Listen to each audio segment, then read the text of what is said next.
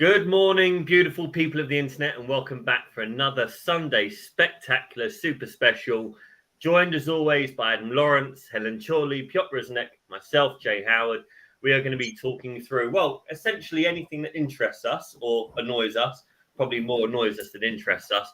But we will, as we always do, start with Adam's Sunday supplement. If you haven't read Adam's Sunday supplement, or you don't know what it is, we will put a link to the chat that Adam has started.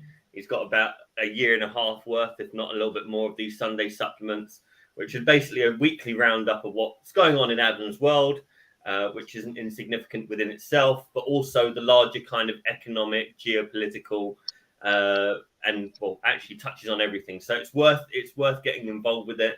It's on Facebook. I think you've now posted it to LinkedIn as well, it's a fantastic read. So we'll start there, and then we'll ask ourselves the question: what do Scottish strippers, Ross Harper, and Helen Chorley all have in common? And we'll answer that at the end of today's call. Nice one. That'll get people to stay on for an hour.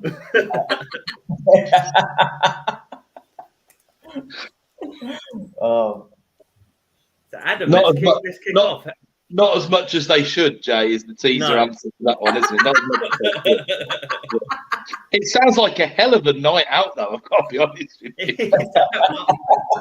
I'm already signed up. Have we got to go to Malta for that one now, or do we got to go to Dubai or something? Or is that the trap? Is that the hook? Exactly. That's retreat / off-site Helen style. I think you'll certainly need a retreat afterwards, or at least a detox. Certainly, in one way, shape, or form. Multiple detox, probably. So yeah, I've had a week away, and it's always nice to have a bit of downtime. I actually pinched 8 days rather than a week, which that extra day was nice, made a bit of a difference, I think. And it's very easy to get quite reflective, and I've tried to post a couple of sort of, I suppose, semi-philosophical / personal development / things to challenge everybody's thinking and mindset, and probably open the dark recesses of my mind so you can get a bit of insight into what a weirdo I really am, and how these things that I consider when I go about my day-to-day life. And it always gets a lot of engagement and some great reactions. And we were just talking before we went on, weren't we, about it's kind of, I don't know why we don't shout it a bit more from the rooftops, but the community, certainly us, and then broader communities we're involved in, like your guys' auction stuff and Hammered and the Property Sisters and Partners in Property. People are there because they want to develop themselves, develop their networks, further their knowledge, further their relationships. And there's this funny thing that goes on, and you see it at a cultural level all over the place, where I have this fear. I'm a bit of an old school, I'm the annoying person who wants to put the apostrophe in "you are" when people get it wrong. But I don't like the idea that it's okay to not try at being better and being cleverer, if you like, and doing things better. And I fear when some of the influencers, not to pick on the influencers, but some of the influencers you see on TV, there's not necessarily a correlation between how much they value education and things like that and how successful they are. And I think the problem is that can teach people the wrong things, because as a broader population, there's the best single predictor of how you will get on in life is your IQ.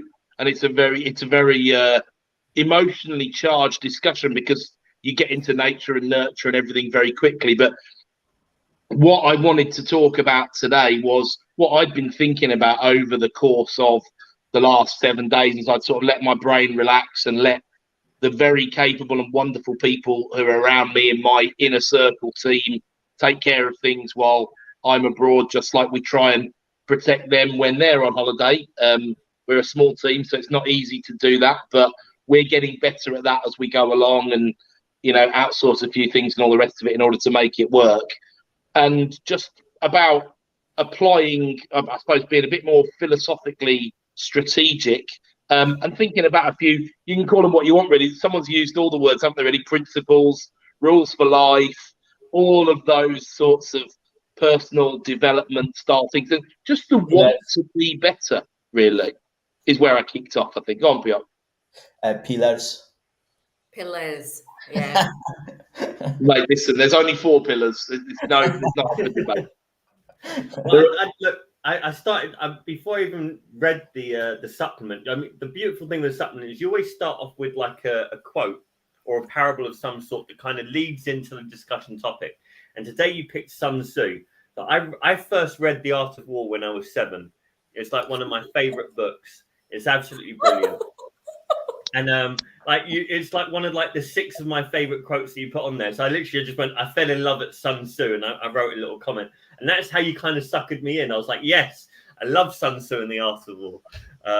But no, it was an absolutely brilliant post. I probably haven't seen my comment yet, but I put some of my takeaways down for you for your digestion at a later time.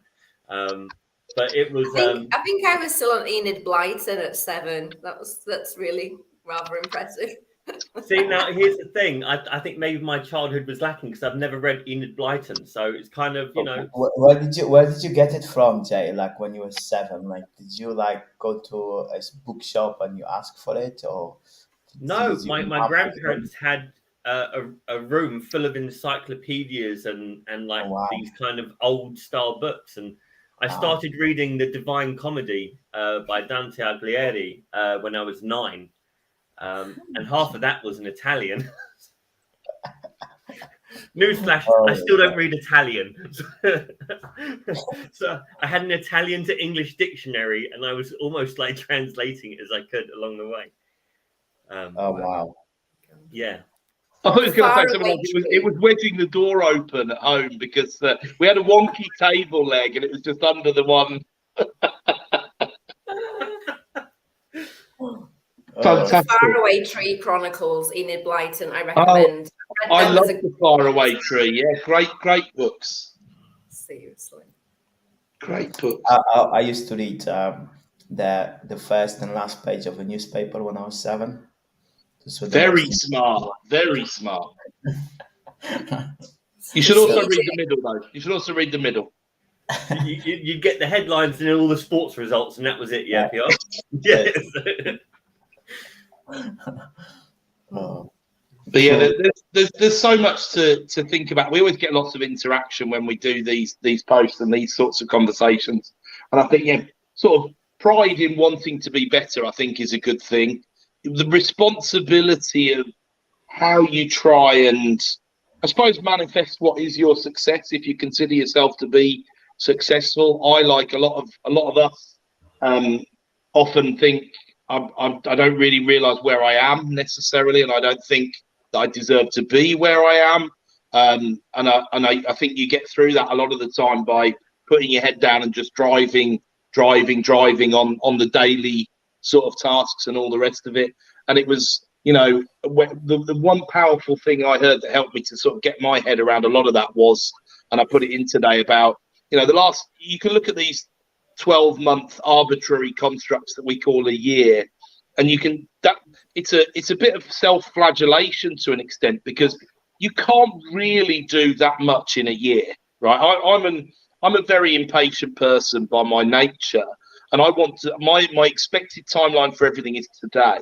I expect it to be done today, but then I'm also aware of reality, that there are things that are too big to be done today, but a lot of things are too big to be done in a year. You're not just going to come and do this for 1 year. There is a reason, you can pack sprints, I guess, into a year. And so like this year, I'm really going to go for X. But if you do, and I wonder if some of this possibly resonates with Helen and what it was like to be a trader, the problem is you're packing that in, and then the next year you've got to do it again, and you've got to put 10% on top. And then the next year you've got to put another 10% on top of that 10%. Otherwise, rank and yank kicks in, and you're out the equation, brutally thrown aside by the machine that is the city, realistically, and you have to, a year, it can work for concentration, but you've got to think about side effects as well. And you've got to think about, I didn't put the word in today, but I love the word balance when I see people write about this sort of stuff and they use the word balance, because I see so many examples, and I know so many examples of people who are so successful up here with certain things, and then other things they're just utterly abjectly useless and they don't participate. And I'll give you a technical, boring reason for why it's a good idea not to be like that, right? If you are, let's pick Ronaldo. I usually pick Messi, so let's pick Ronaldo for a change. But obviously, it's the two of them, and then there's a bit of a gulf between anybody else who plays football, right? And you look at how they approach it, and especially Ronaldo, because it's so much more about mindset and the way he's lived his life and what he does. And he just takes things to an insane level that people won't take themselves to, realistically. Yeah. Now, there's only room for one or arguably two best footballers in the world, right, at any one time. Yeah. And then there's a really small seam of really Mbappes and whatever else who are going to make hundreds of millions of pounds out of playing football and will be talked about for decades afterwards. And then there's another little seam of Premier League squad players who, the likes of which we probably wouldn't even necessarily know their names and what club they paid for. And then there's a huge swathe, the 99-point-something% of professional footballers who we haven't heard of, who are, maybe they are living their best life and they're doing what they really like, but they're not going to have incredible success from it. And they've got a very shortened career. So at 30 to 35, they're going to have to find something else to do, and they're probably not going to be set for life from doing it. And that's what happens when you channel all your energy into one single thing and then you don't have anything else. And actually, if you try to be pretty good at 5 or 6 different things, then what you will do is you will be amongst the circle of people who have those 5 or 6 skills at a high level. And obviously you want those skills to be complementary things. You know, the more complementary they are, the better you are. But trying to be successful in property and not being good with people is not impossible, but it's very difficult. And you would be minded to brush up on your people skills and learn a bit about how people work and how to make friends and influence people and all the rest of it, right? That's one really good example. And then people who abdicate from the numbers side of things to the point where, I'm not saying you need to become a management accountant or anything like, or a financial accountant, but you need to be able to interpret the figures. They need to have some meaning. If they don't have meaning, you need to go to the root cause of why they don't have meaning. And a lot of people don't understand. Like, one of the things that, sorry to mention my MBA so early on in the whole conversation, but one of the things that it does for you is it does teach you how to do it, but it teaches you that it's much more important to be able to interpret it and then action it, right? So by just being pretty good at 5 or 6 different things, you can catapult your probabilities of success. I've said for many years, one of the reasons why I love what Warren Buffett has done is because in the 100 million plus alternative universes that there are out there that could have happened where there wasn't a pandemic, or there was this, or there was planes didn't fly into buildings in 9/11, 2001, whatever, right? He is massively successful in all of them, quite quietly, walks quietly and carries a big stick, right?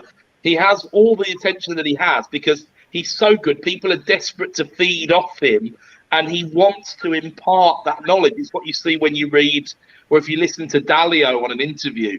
This very broad mind. Yeah, look, it doesn't matter what I've done. What matters is what I can share with you, and here's why I think it's important. And you can just follow these philosophies and be extremely successful by most people's yardsticks. But if you go down the single focus route at the expense of everything else to become a world-class tennis player or whatever, there is now, that's not every elite athlete. There are some who are just phenomenal at a number of different things, don't get me wrong. But just to be the Olympic gold medal winner with nothing planned afterwards is not going to lead to a life of success, happiness, balance, and all the rest of it. So I think It's not about us all being world champions or record holders or whatever. It's about us applying those logical and philosophical principles to our lives to try and make them better. I mean, to put it in investment terms, it's a lack of diversity, right? It's putting all your bets on red. Well, that's great if red comes in. If black comes in,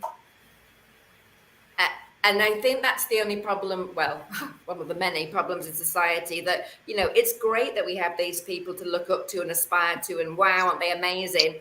But for everybody to believe that they can be that, and right, I think you do need aspirational stuff, but to say that that's the only way and that's what you should be doing, I think it's just, it's unrealistic. And I think give people then that safety net that they need. I'm still not really sure where I stand on Gary Vaynerchuk, to be honest. I heard about him years ago, and I loved the way that he posted content for something like 8 years or 11 years or whatever it was on YouTube every day. One of the things I try and teach my children is that you have to turn up, right? It's stupid as it is in this incredibly complicated world we live in. You can give yourself a massive edge in life by doing what you said you were going to do and by turning up, right? And he turned up and he did that. And then it's kind of obviously selling a lot of stuff and all the rest of it, but he is a highly accomplished guy. And I've watched some of his stuff. The swearing sometimes goes a bit OTT, but I'm not against the Jay Howard style of presentation. It is an excellent thing. I think Gary Vee should have asked Jay's permission before he took it on. But I should trademark that style. Yes, yeah. That is another story. But I gained a lot of respect for him when I heard him talk about his level of ambition. And because he has a goal. He wants to own the New York Jets NFL team, and he has goals beyond that. And this is stuff you need billions of dollars to be able to do, right?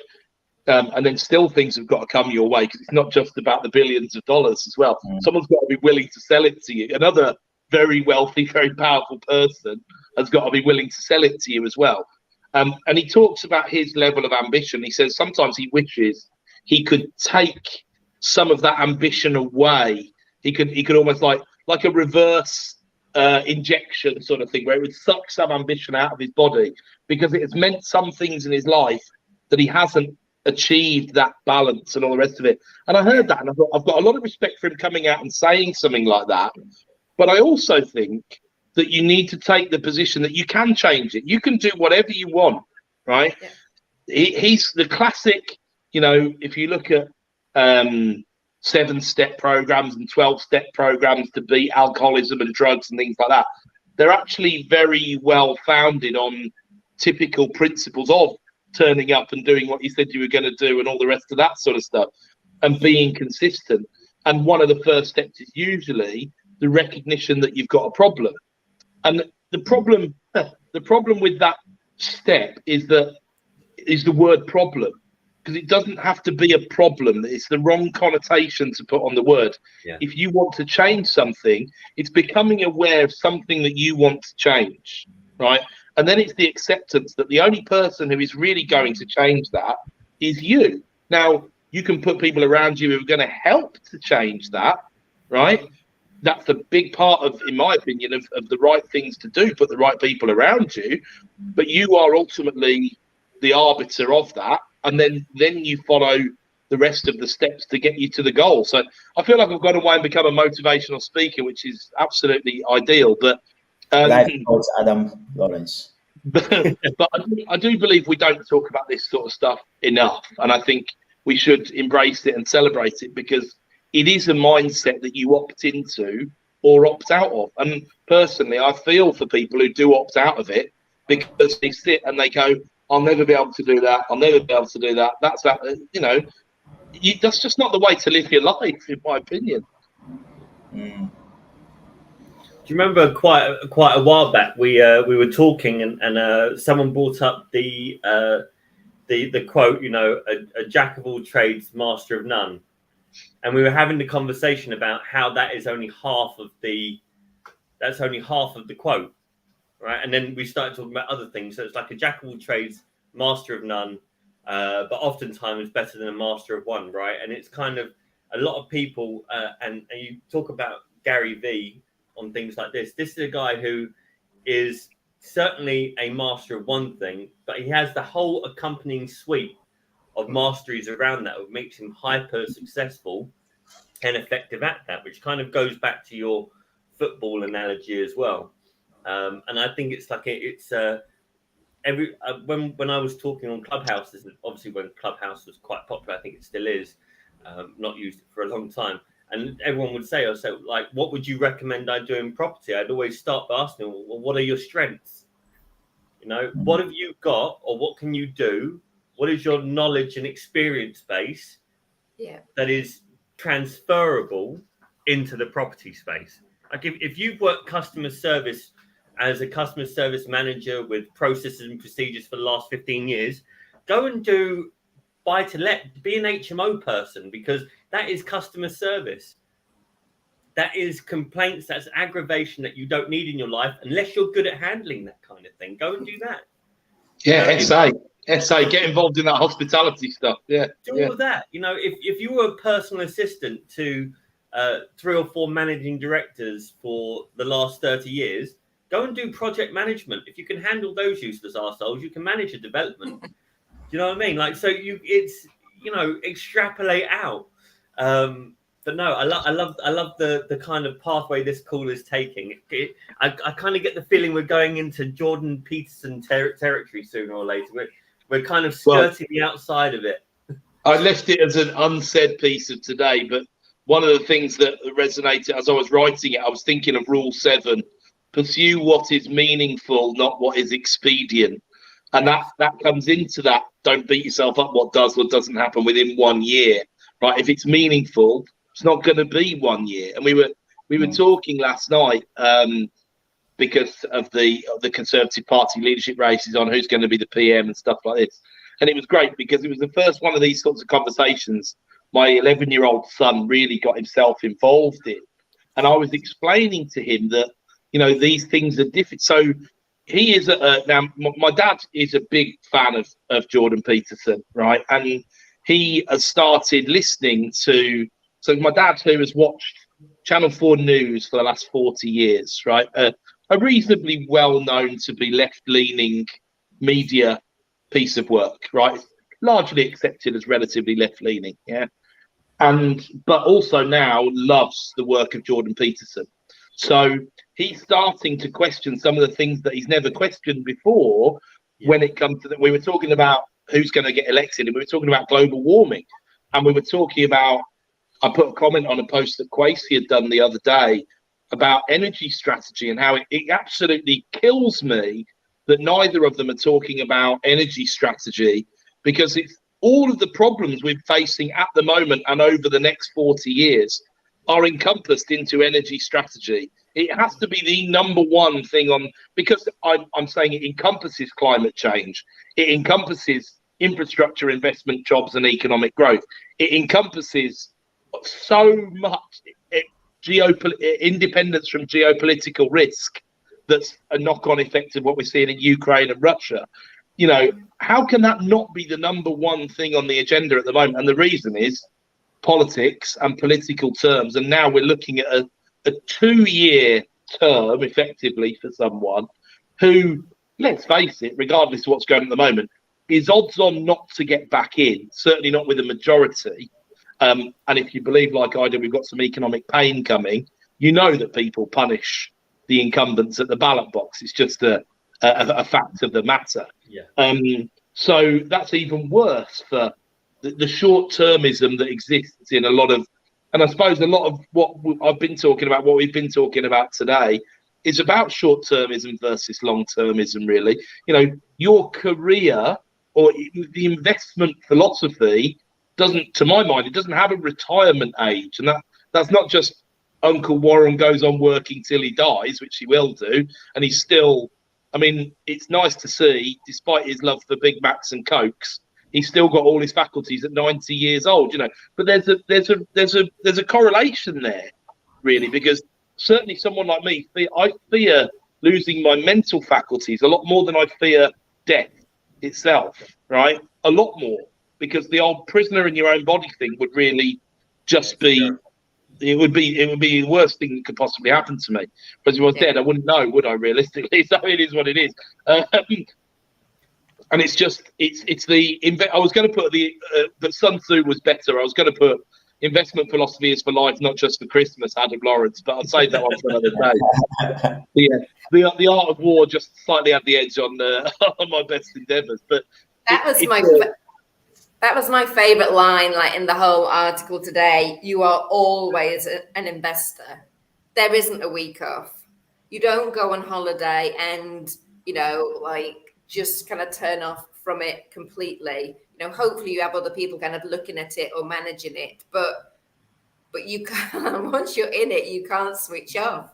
I think I've told this story before. I used to kind of try and sabotage our holidays when I was with my partner a long time ago, and I used to pick holidays. So he was a trader, solely based on the lack of Wi-Fi, such that he couldn't check in, he couldn't be in contact the whole day, such that actually for 2 weeks of the year I got a little bit of attention rather than where his positions were. And he was in a bank as well, so someone was managing the positions. There was no need for him to be tuned in, but to get him to switch off, I literally had to find Maldives was a favorite, or literally arse end of nowhere was top of my holiday choice. And I understand it, because I think getting really good from the really good traders that I know, whether it be property, whether it be stocks, whether it be commodities, whatever, there is no off switch, because it's very addictive. I'd love to see a brain map of what it does to your brain, because as soon as you're out for 5, it's like, oh, you're not there today. Well, yesterday's news. Forget about it. That's it. And you aren't plugged into. Oh, there's always news when you're a trader. There's always news of significance. It's incredible. Whenever we're in a trade, I tell you what, my brain, the whole thing lights up. The whole thing just goes gold. It's kind of like, what's going on? How do we do this? How are we going to structure it? All that kind of stuff.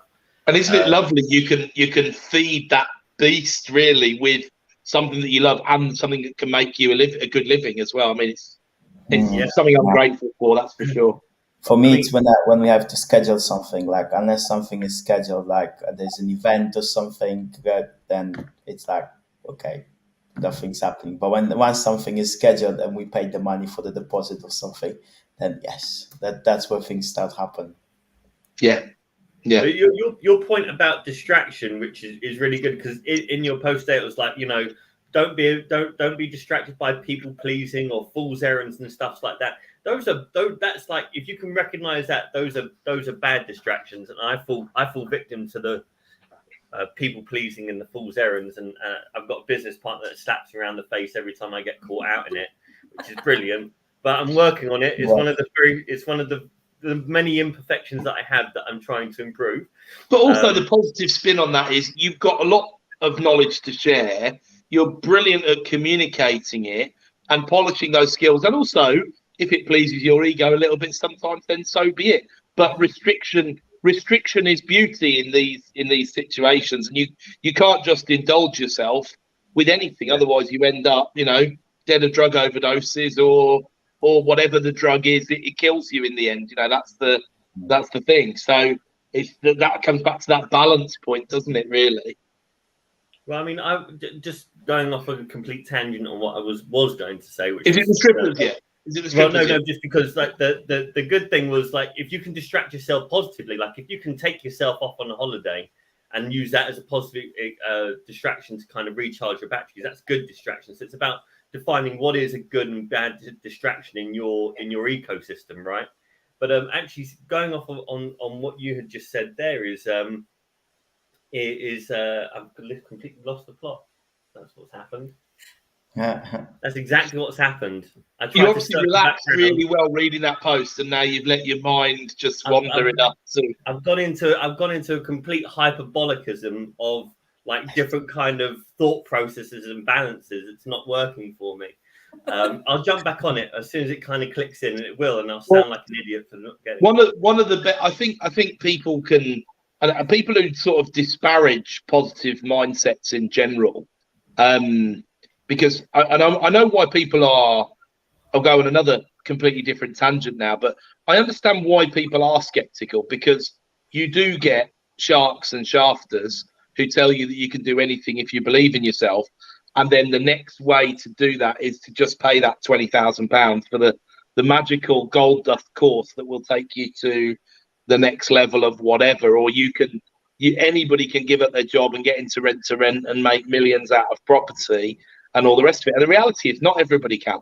You know, that's a hard reality to face. But, you know, the army is a good yardstick. You know, US Army, I think, still doesn't recruit anybody who's got an IQ of under 84.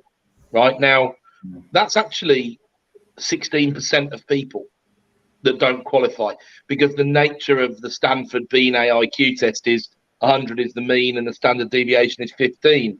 So there's only the everyone below the first standard deviation under the mean, which is about 16.7% on the normal distribution, don't qualify to be in the army. Now, in the army, you have to follow orders, right? Most of the stuff is thought out for you. There's not really that much room for thinking if you're on the front line.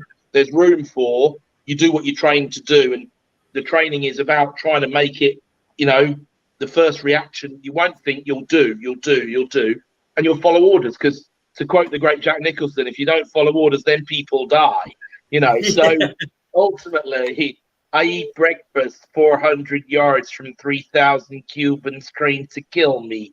And that's really important, because if there are 16% of people who can't be in the army, what percentage of people can't be working in investment banking? What percentage of people can't be property developers and traders? Well, you know, there is a number. It's unfortunate, and by self-selecting and spending time listening to us witter on a Sunday morning, for example, you're improving your chances of success in that field. You have self-selected to do that, and unlike most people believe, you know, IQ is very malleable. Actually, you can improve your IQ by a lot, and I'm not suggesting it's the sole predictor of success by any means, because I've met people who've got IQs of 170, 180, who can't tie their shoes practically, and they certainly can't have a meaningful personal relationship with anybody, whether it be, you know, marital, whether it be whether it be friendship, whether it be family. You know,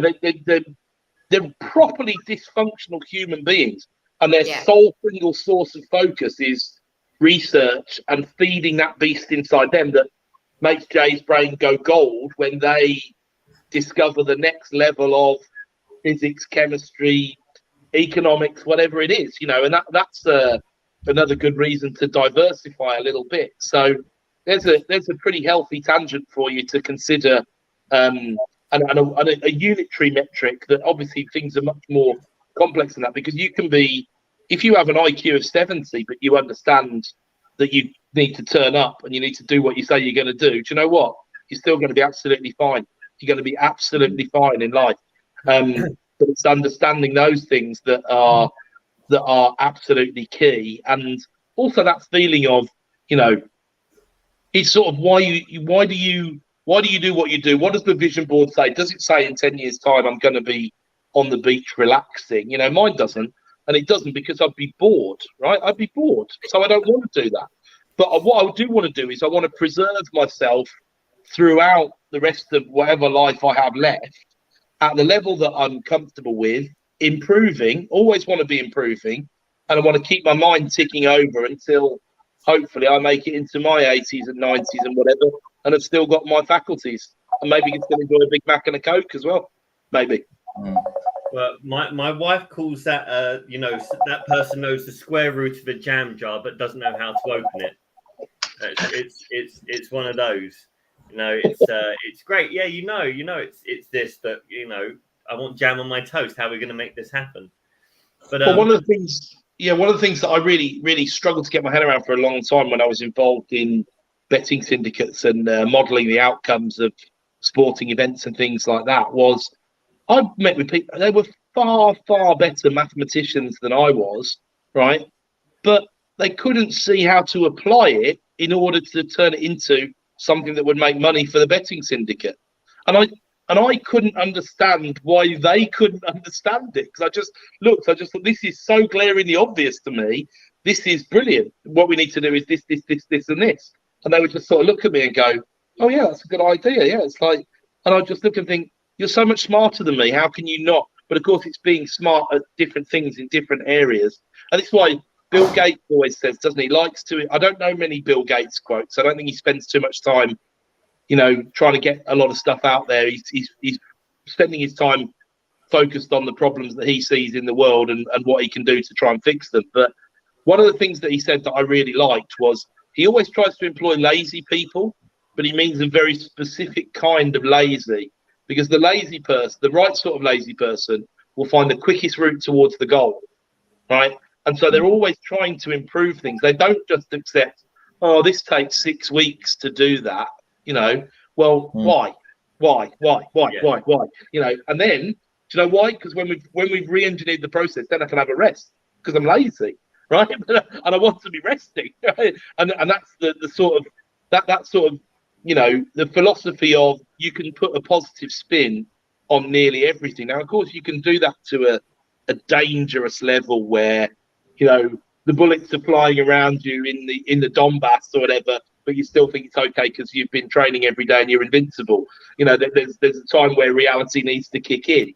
But by the most insane example I've ever seen of putting a positive spin on something is when I've heard Kevin Wright talk a few times about when he had non-Hodgkin's lymphoma, and he genuinely trained his mind to see it as an opportunity to change his diet, an opportunity to flip a bit of, a little bit of medicine. He had chemo. He didn't go the full, I'm never putting anything into my body, but he started from the power of the mind, and then he looked at the diet, and then he looked at the medicine in the sort of inverted way that we're normally told to look at things. And he had incredible results from doing that. And I don't think I've got a strong enough mindset to think that having cancer would be a positive. I think that's utterly phenomenal. But you don't know till you're in that position, I suppose. That's the thing.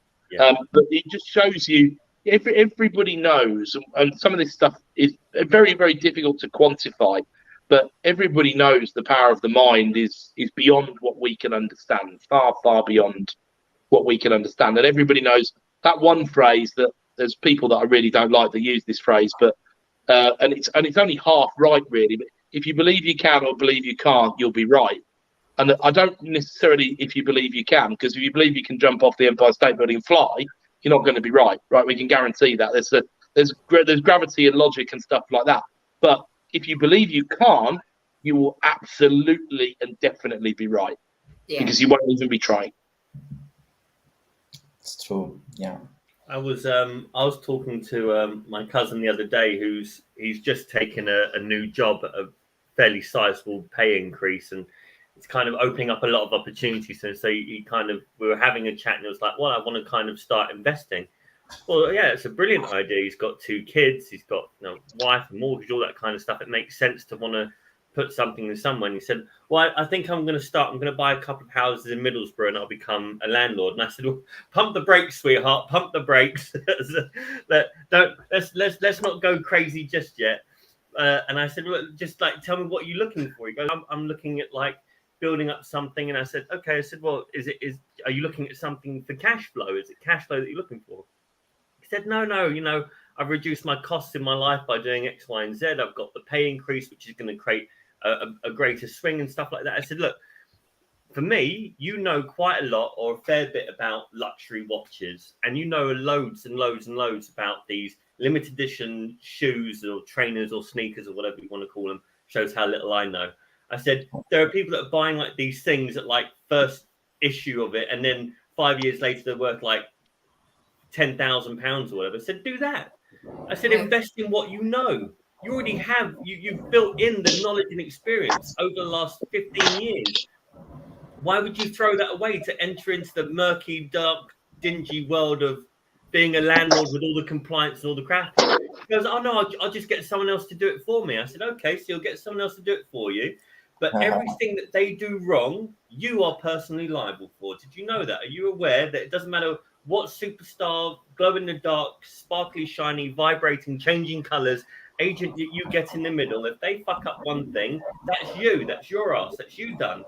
And I don't think I've convinced him because one of my other That's customers. a fairly passionate business case, mate. I don't know what more you could have done, really. But then he goes, well, you're just biased because you don't do residential. I said, it's not a case of bias. It's a case of fact. It's like, I if you do it at volume, someone like you, Adam, if you do it at volume and this is your business, you're not a landlord. You are a property company providing a housing service, right? It's a completely different flavor. It's a completely different game. And that's what you can do. If you are a person that's just looking to create a little retirement with 3 or 4 buy-to-lets in Middlesbrough, you're going to have a bad time. Long term, you're going to have a bad time. My personal opinion. But he says, he goes, but you're biased. He goes, because you just do auctions and commercial. I said, no. That's what you see. This isn't bias. This is knowledge.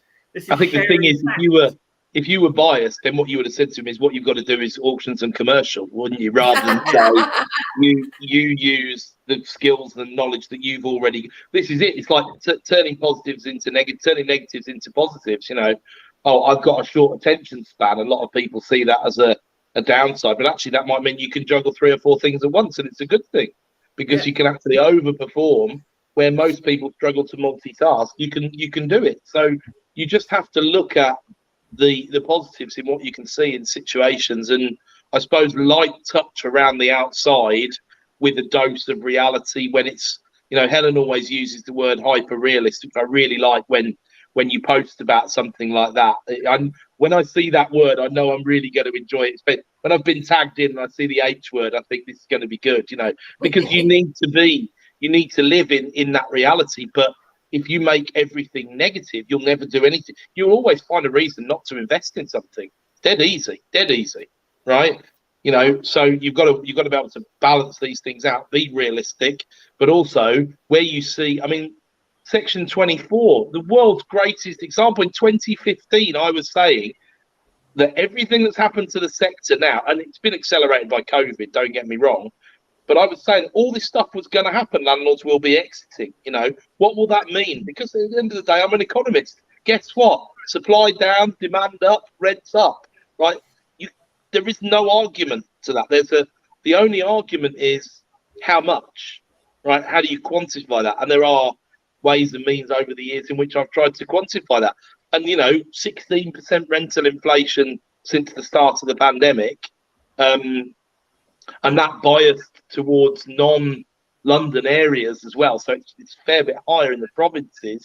You know, it's the increase I've been waiting for. It has justified all my decisions over the last 7 years. It's nice to see something come to roost, but also I'm obviously aware that things need to be sustainable. But on that point around jobs and promotions and things like that, I was talking to someone yesterday who's a recruiter, and he was saying to me he just found a place for someone. So they were getting paid 59k at the moment, and he got them a new role at 89k, plus an $8,000 job allowance, plus a few bits and bobs of other stuff. And they just took it back to their current employer, and he said, "Well, we'll match it.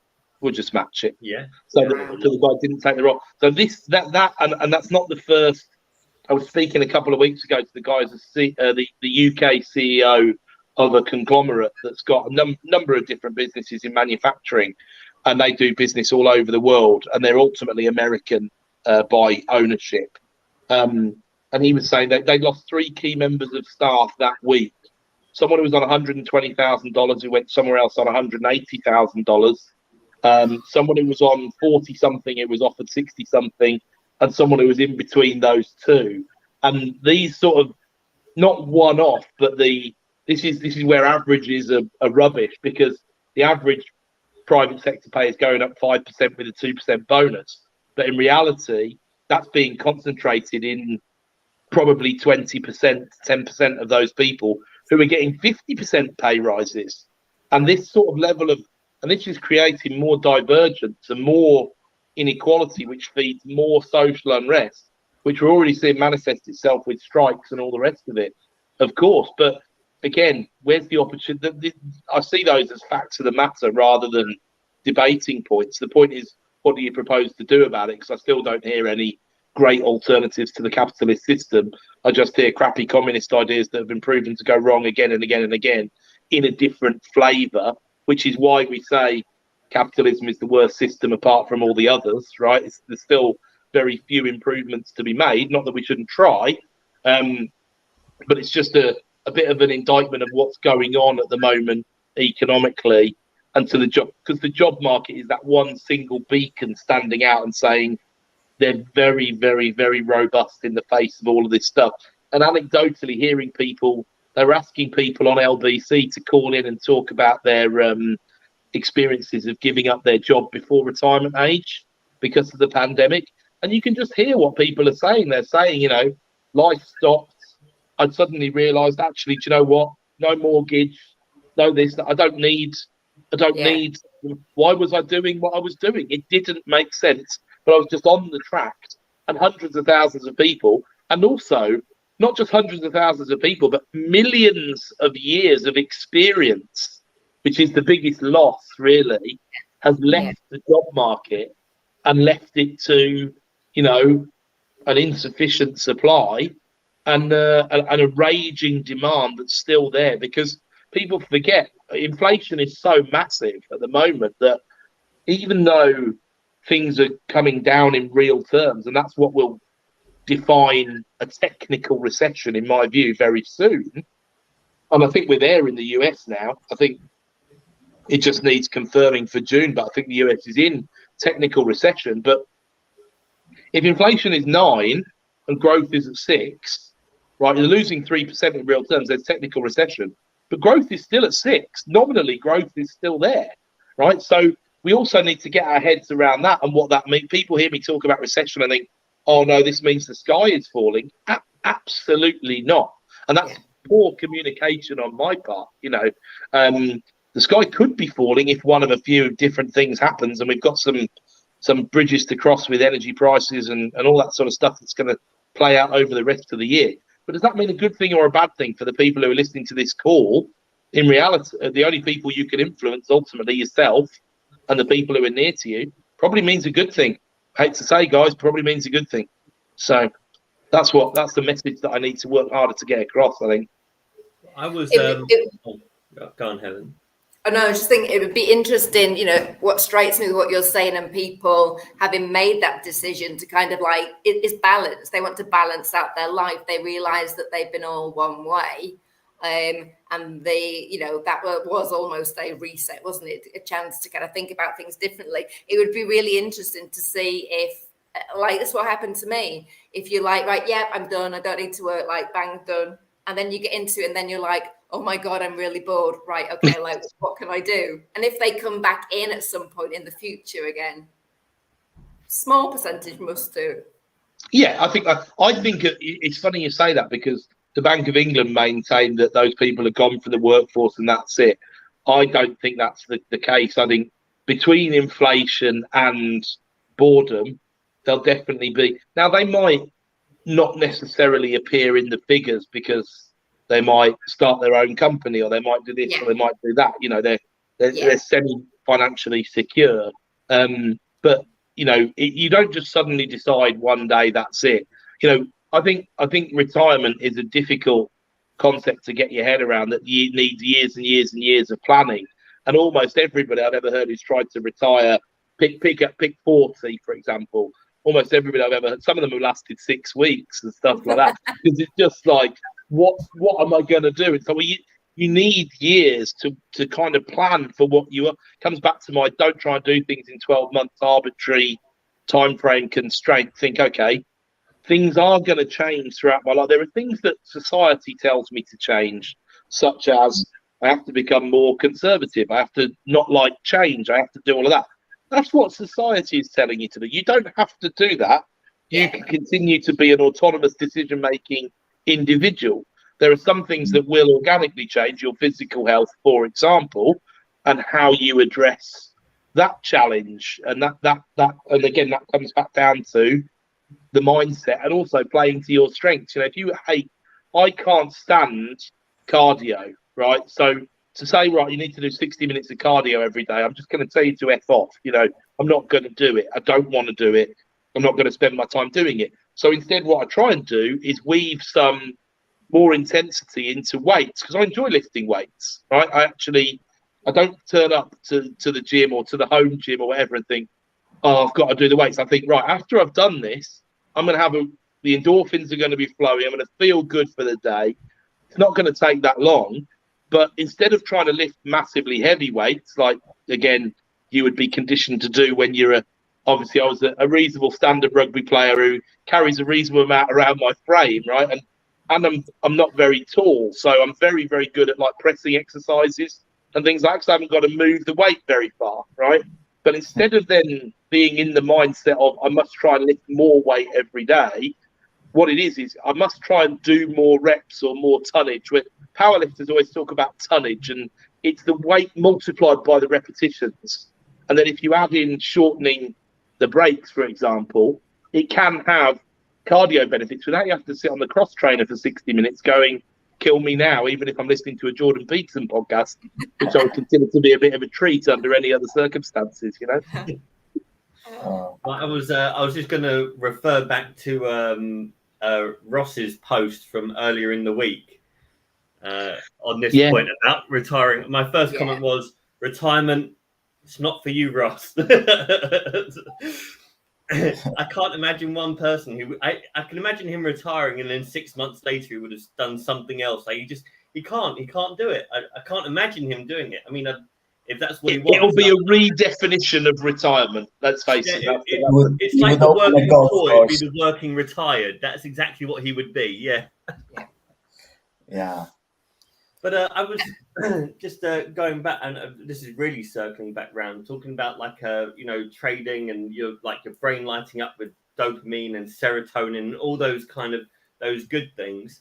Is I think it's kind of you can find an addiction in that kind of thing. You can kind of hunt that kind of stuff. I wouldn't say I was addicted to much else. I'm trying to cut back on the chocolate as we speak. It's not working, but I'm trying. But it's swearing possible. Exactly. But I think it's I think once you start doing something like that, it can be very addictive. And certainly I feel an addiction to it. Like if we go too long without a trade, I'm like, we've got to do a trade. We've got to buy something. But again, we've got the cash in the bank. Let's do something. But I think that harnessing of what makes you feel good, if it's used within a structure, is a good thing. It's definitely a good thing, because all of those hormones that you've just been talking about are positive things for the body and are going to make you live a longer and happier life. Ultimately, I looked up the other day. There's two interesting stats that I looked at. One I knew already and I was reminded of, and then another one that I looked up. So the average US Olympian, right, lives 5 years longer than their US counterparts, right, at an average. Because I went on a really random. You'll enjoy this, Jay. I went on a really random path to this conclusion. So I was thinking about wrestling, because at Genesis we have a couple of wrestling shows a year, and one's in September. And I would say my kids love it, but the reality is I love it, and I take my kids with me, right? So it's a fantastic thing. So I was looking forward to that. And I must have Googled something, or else my phone just heard what I was saying to one of my children. And what then came up was a video about WWE wrestlers who had died before their time. And I don't know if you know, but there's an incredibly high mortality rate in wrestlers, because it tends to come down to the lifestyle and then painkillers and then everything that follows on from painkillers. And the mortality rate's triple what it is in the normal US population, right? But then even more interesting than that, the mortality rate of the average, the life expectancy of the average religious person in the States is 8 years longer than non-religious people. And again, I think that spoke volumes about, I'm not religious, and I don't think I could persuade myself to be religious. I'm open-minded, and I've enjoyed a lot of Jordan Peterson's arguments around religion, because he has a different way of looking at it. But I do believe I say I'm not religious, but there are things that I believe, such as sometimes things happen for a reason. There are powers out there that we don't understand that are greater than us. So those in themselves are religious, I suppose, because they're beliefs. I don't have any evidence of that apart from anecdotal evidence and just what I think is probably right. But I was a bit sad because I thought, well, I can't exactly persuade myself to be religious so that I can live 8 years longer. So I don't know how I cope with that. But then perhaps the things that are associated with, we live in, obviously our society is reasonably defined by Western Judeo-Christian values. So there's elements to which some of the things that are parables in the Bible or wherever you want to get them from are ways in which, some of that doing what you said you're going to do and turning up every day. Perhaps that's an element towards a religion in terms of a belief system of things that will look after you in life. So I'm not looking to start a religious movement, just to be clear. But I thought I'd take the opportunity to say that right now. Yeah, running that alongside your application for Chancellor of the Exchequer may be biting off more than you can chew, more than most people could chew, Adam.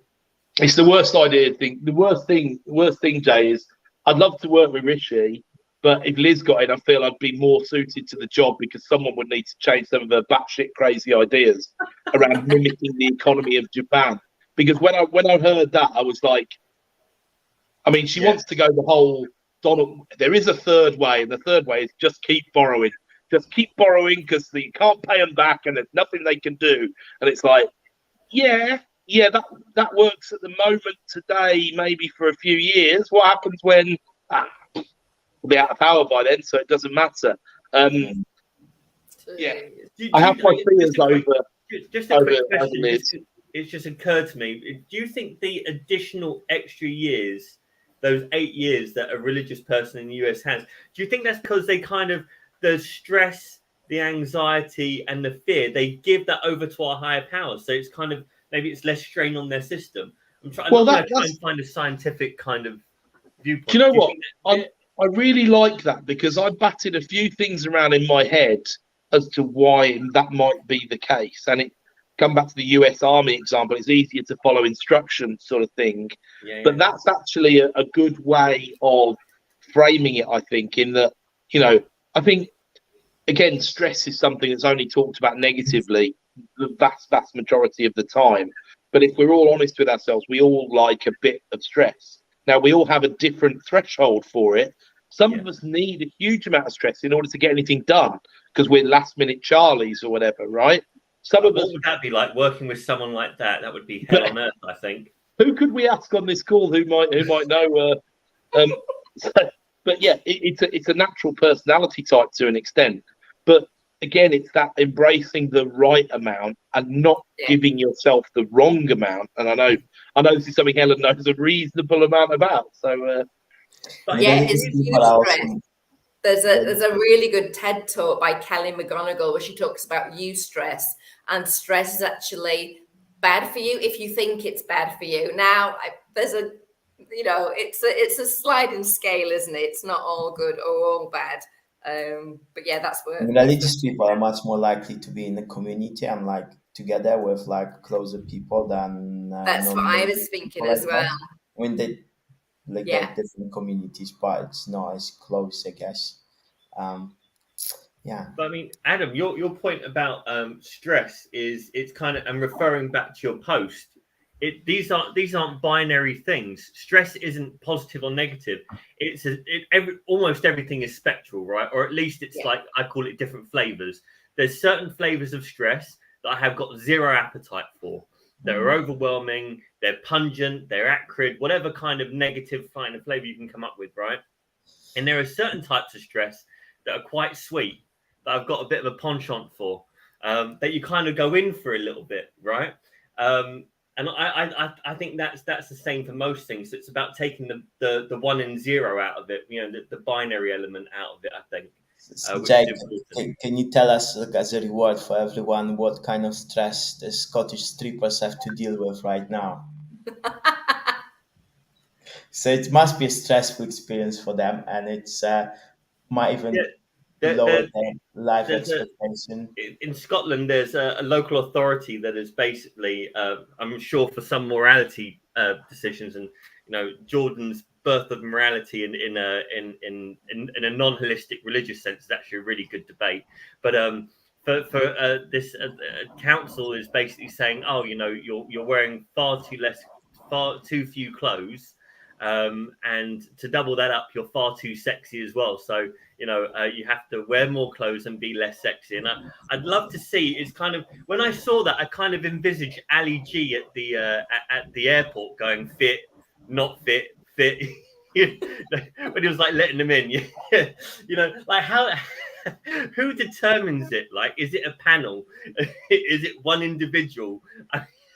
Well, I know it made me think of two things you saying that. One, if you've ever watched Ozark, then it's kind of like the flavour of the girls they have in the strip club that's involved in that is deliberately not that nice, because there's a market for it. Is how they describe it. And I can't remember what the other one is now, because I'm now thinking about the strippers in Ozark, unfortunately. So slightly distracted. I think Piotr bringing it up was probably to bookmark us probably closing the conversation down, because we did start by saying, why is Helen and Ross not in Scotland? Well, there's your answer. They're obviously far too sexy for their own good. What I know is we need a t-shirt provider who can get fast t-shirts out to us when we come on a Sunday, because we can have hashtag far too sexy or whatever could be today's episode. But the serious point behind all of that, of course, is the government that wants to tell you what to do on this sort of level. I don't see that as progress in the world. I think that there is an element to which some of the ruling party are going more towards the right. I mean, look, at the moment we're going to see that over the next 6 weeks, because these two are courting 160,000 voters, in order to get the top job. So you're going to see, like, for example, today, both have come out massively in support of the Rwanda policy. And I heard a really interesting stat, which was a Tory party member is 5-1 more likely to be in favour of the Rwanda policy. A Labour Lib Dem member is 3-1 against. So it's really, really polarising. They don't take into account people like me who are members of all parties just to keep an eye on them, of course, and get the emails and find out what's going on. But I don't suppose there's too many me's out there, realistically. But I will be voting. I will be voting dispassionately, and I don't mind saying it won't be for Liz Truss. So I'm not sure that one vote will make all the difference. But there we go. Didn't Rwanda come back and say, oh, it's fine, but we only want X number? And it was like a ridiculously small number, like 2,000 or 200. We'll take them, but we only want 2,000 or something. They clearly hadn't factored in that the amount of people coming over that they're planning on shipping off to Rwanda is an extortionate amount. It's a sad symptom of Brexit that almost every problem that's being created for people one way or another at borders in the world is about other countries trying to control their own borders. And the irony is not lost. It's not lost, because it's like, look, they are entitled to do that, guys. That is also okay. Yeah. But I mean, the central and local governments like coming in with like these draconian measures. It's not Scotland saying, "Oh, to strippers, put on more clothes and be less sexy." It's the Americans reversing Roe v. Wade, which is diabolical in my personal opinion, without starting a really polarizing discussion online. Well, I don't know if you've seen Gavin Newsom, the governor of California, has used the same logic to allow private citizens to take lawsuits out against people bearing arms if they're bearing them illegally. So this is, I think that's one of the. I don't think I've not been impressed by Gavin Newsom at any stage of the tenure so far. But I did see that and think, you clever bastard, because that's going to challenge to the very core the tenet that has allowed this to be overturned. And that, regardless of your views on that, and for what it's worth, I totally agree with you, Jay, then this stuff needs to be challenged. This is why even Nigel Farage, who's a bin bag of a man at the best of times, realistically, was still a good thing for the British political system. I think he's an arsehole, right? But I fully defend his right to be an arsehole. And I'm glad that he got the soapbox that he did, because anybody you can either listen and just think, oh yeah, that bloke's right and whatever, or it can make you think, I really don't want to be anything to do with this guy, which is where most people realistically are and were with Farage. And I think the system needs that to be out there and needs it to be the case. So long live the system that does that, but not the system that rows back on, on what most people would agree is progress, Yeah. And we're not doing a great job on progressive stuff, although we had a very diverse selection of people for running for Prime Minister or leader of the Conservative Party and all the rest of it. I can't help but feel a little bit cynically that on the face of it, it looks like this, but underneath it, it's the complete bloody opposite. And I don't like that very much. But anyway, I could go on. Shall we look at a couple of comments? Let's do that. I didn't pay attention throughout the chat. We got any Scottish strippers watching today? People are focused on income, not capital gain. That's why I like ground rents and life tenancies.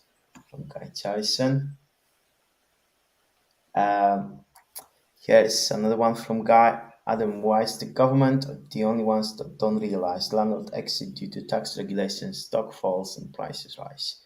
Would be much worse if there were rent controls and the stock quality would reduce. Please let HM opposition know this. This would be a really good example of a very non-progressive policy, because the evidence of rent controls around the world is that they lead to appalling outcomes, and they create black markets and sub-markets for subletting, where regulation is totally thrown to the wall, and people, reportedly may or may not be related to Donald Trump, turn off water to build it. Forget turning off the Wi-Fi, they turn off the water to make people move out of rent-controlled apartments. I mean, it's not the way forward, and I completely agree with what Guy was saying. The one thing that is interesting, I haven't had time to look into it yet, but I have heard that the recent rent rises have actually spurred for the first time. One of the big things we look at the macro level is the PMI, the Producers Manufacturing Index. And it's all about whether you're producing more than you were last month and what you're forecasting to happen in the future. And it's seen as a good lead indicator for things like a recession, because if you're lowering production, you're going to run down your inventory because you think demand's going to go down, right? I strongly believe we should have a similar metric that we talk about in the rented sector, which is about the number of people intending to stay, number of landlords intending to stick where they are, add to their portfolios, dispose of property, and what the net figure is. That net figure since Section 24 has been negative almost all of the time. I don't know that there is an index actually out there, but every time I've read the stats, they've always been negative. For the first time, apparently, they've turned back positive because rents are up so much. So guess what we learned from that, right? People in the private sector are motivated by making a profit. Yeah. So in order to get people back in, why do rents need to be higher than they otherwise would be? Because constantly putting shadow taxes via licensing entire counties like Nottingham, Liverpool, things like that, these utter nonsense schemes that add no value whatsoever and are not proven to do it. Selective licensing over 100,000 households by its nature cannot be selective. There should be a centrally legislated percentage of households that you can. Yeah, but it's nonsense, because Birmingham are going to raise, I can't remember what the number is, it's tens of millions over introducing selective licensing that isn't very selective, right? And you can't think that the local authorities' agenda is not to tax landlords, but the problem is the majority of the incidence of that tax falls on the tenant. And someone needs to be honest about this. Is one of the reasons I'd love to debate shelter and say to them, do you understand the economics of what you're trying to do? Because it will be a worse outcome for the people you represent. And that's why you need to rethink your pressure campaign. And I'm all for shopping bad landlords, enforcing the laws that are there, raising the standards in the private rental sector. It's something I've tried to do ever since I've ever got involved in the PRS, and I'm all up for doing that, right? But it all comes at a cost. And if the cost is then, there's a much, much larger swathe of society that can't. There's 5 million social housing waiting lists, etc., etc., etc. And the divergence we were talking about earlier, all we've got is a bigger and bigger disaster coming. And this is one of the reasons why house prices are not going to fall for those people who think that they are. The pace is coming out of the market, but the demand is still too high and the supply is still too low, and it's getting to be more and more and more of a problem at the margin. So unless rates take a right walk up to 7 or whatever, you know, and they won't stay there. They won't stay there because then there'll be a recession. And then if it was a deep recession, rates will have to come back down, and we can't survive on 7% interest rates anymore. Then there might be a wobble. That's about the max you're going to see. But these rents are going to keep going up for longer than anybody thinks that they can go up for. Just like the oil price has been on the way. Obviously, it's wobbling at the moment, but there's still reasons why I think in the medium term the oil price is going up, not down. It's just speculation around Russia and Ukraine that's making things happen at the moment. I was having a message exchange with an auctioneer that I know, and he sits on the board of about 3 or 4 kind of governing like property bodies, and he says the statistic that's being thrown out on these panels, because he sits on most of those panels, is that approximately 50% of landlord disposals are not being purchased. So it's not being purchased by other landlords. It's all, so the stock that's landlord stock is now exiting the PRS, and he said, and that's driving part of that supply issue, because normally, you know, if it's not easy to convert a 7-bedroom HMO back into a 4-bedroom house, the buyer for that is going to be another investor, right? But they're now finding that 50% of the stock that's exiting the PRS is being moved out, and that's driving that. It's pushing the supply and demand more than what the economic factors in COVID/Brexit were providing prior to that. Yeah. And this is what, you know, when you enact policies that very openly were to discourage people from, they saw it as taking houses away from first-time buyer stock. Then unsurprisingly, once you dissuade all of that, then suddenly there's not enough supply in the private rental sector. But of course, the problem comes back to that central supply problem, because there's not enough supply anywhere. There's not enough supply of social. There's not enough supply of. There's certainly the only thing there's enough supply of is 1-bed flats, and there's oversupply of those usually in most areas. But then they're not relevant housing for a very, very large percentage of the population. So the problems are actually worse than the statistics show. Yeah, Guy also asked whether I'd rather be Rishi's or Liz's chancellor, and I think I answered that earlier. But realistically, yeah, trust needs some. I think I'd probably last 2 days under Liz, because I wouldn't be doing what she wants me to do. I think she's so too similar to like Angela Merkel and like the one from Nicola Sturgeon, and they're like, there's something so unpleasant about them. They get the job done, and also Theresa May, like there's like just too much of like some energy that is just so not real. Like I think it's hard. I think it's hard because you look at like Donald Trump, for example, and you think, or Boris or something, you just think, you know, I don't think anything about either of them. I mean, literally nothing. They're terrible examples of human beings. But there's points at which that's quite useful. And that same sort of Merkel-style quality that you talk about there are points at which it's useful. But if it comes back to our whole conversation today, if it's your sole focus, right, then it's a problem. It's a problem. And there'll be fallout, and it won't be good fallout. Oh, well, let's see. A few more weeks to go. Well, great chat today. Thanks everyone for comments. It's been quite a few, and we'll be back next week, right? Yeah. No more holidays planned? Good to be back. Absolutely. Cool. All right, guys. Thank you. Thanks, everyone. Have a fantastic week. Thanks, everybody.